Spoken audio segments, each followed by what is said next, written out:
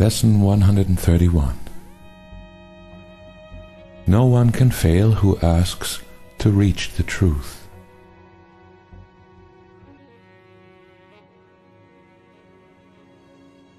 Failure is all about you while you seek for goals which cannot be achieved.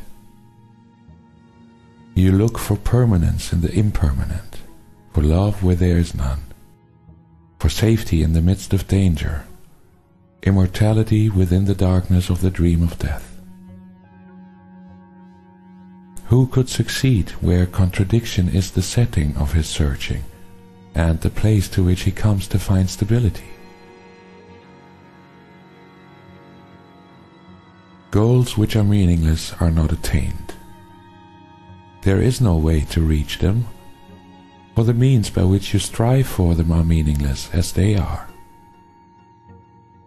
Who can use such senseless means and hope through them to gain in anything? Where can they lead? And what could they achieve that offers any hope of being real?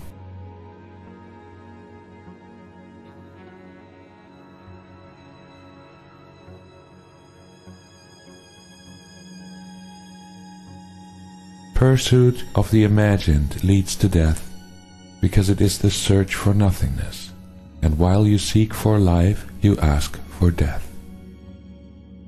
You look for safety and security, while in your heart you pray for danger and protection for the little dream you made. Yet searching is inevitable here. For this you came, and you will surely do the thing you came for. But the world cannot dictate the goal for which you search unless you give it power to do so.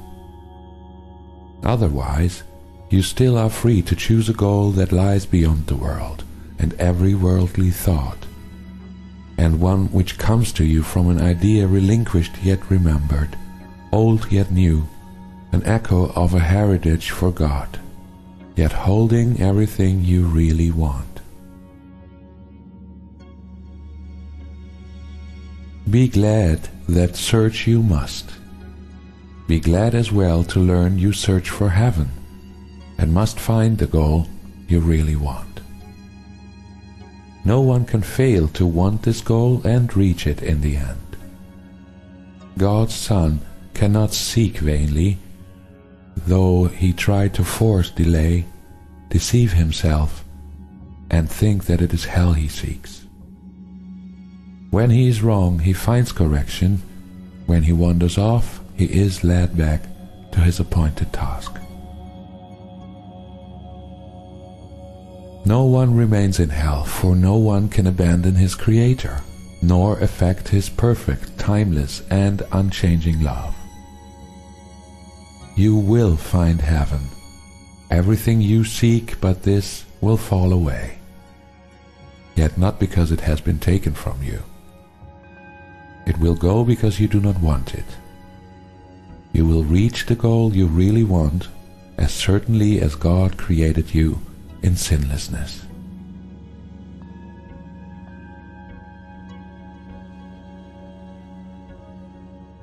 Why wait for heaven? It is here today. Time is the great illusion, it is past or in the future. Yet this cannot be if it is where God wills his Son to be. How could the will of God be in the past or yet to happen?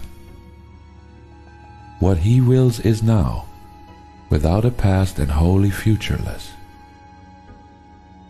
It is as far removed from time as is a tiny candle from a distant star, or what you choose from what you really want.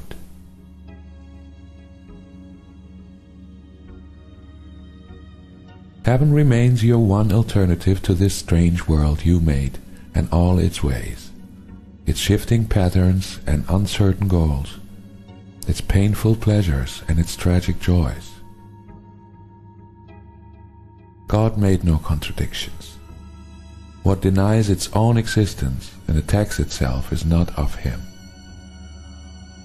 He did not make two minds, with heaven as the glad effect of one, and earth the other sorry outcome which is heaven's opposite in every way. God does not suffer conflict, nor is his creation split in two. How could it be his Son could be in hell when God himself established him in heaven? Could he lose what the eternal will has given him to be his home forever? Could he lose what the eternal will has given him to be his home forever? Let us not try longer to impose an alien will upon God's single purpose. He is here because he wills to be, and what he wills is present now, beyond the reach of time.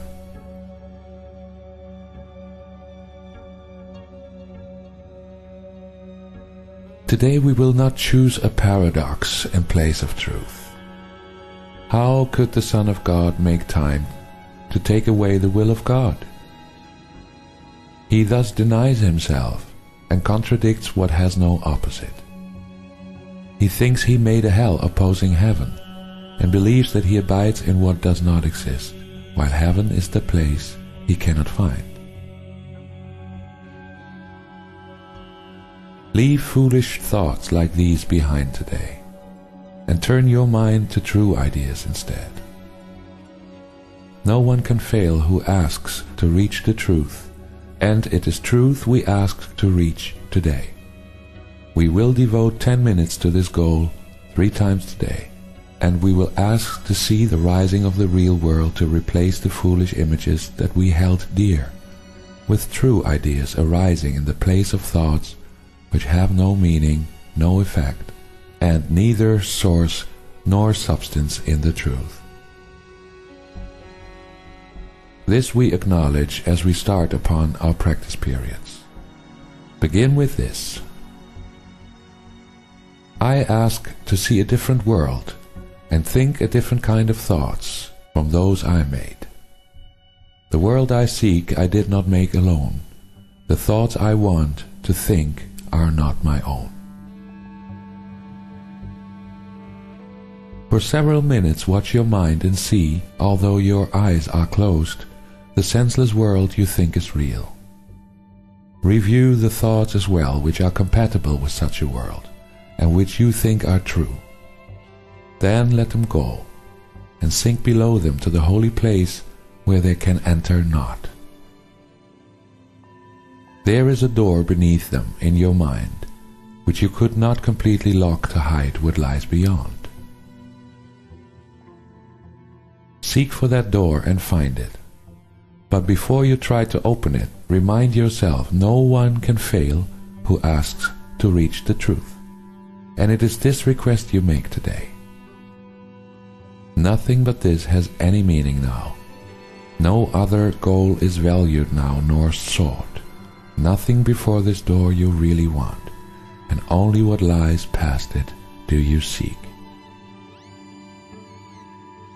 Put out your hand and see how easily the door swings open, with your one intent to go beyond it. Angels light the way, so that all darkness vanishes and you are standing in a light so bright and clear that you can understand all things you see. A tiny moment of surprise, perhaps, will make you pause before you realize the world you see before you in the light reflects the truth you knew and did not quite forget in wandering away in dreams. You cannot fail today. There walks with you the Spirit heaven sent you, that you might approach this door some day, and through his aid slip effortlessly past it to the light. Today that day has come.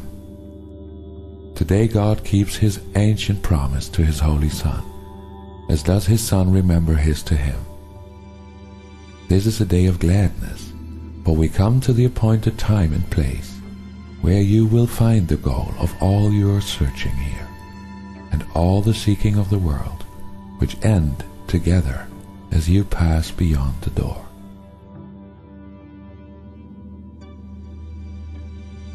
Remember often that today should be a time of special gladness, and refrain from dismal thoughts and meaningless laments. Salvation's time has come. Today is set by heaven itself to be a time of grace for you and for the world. If you forget this happy fact, remind yourself with this. Today I seek and find all that I want. My single purpose offers it to me. No one can fail who asks to reach the truth.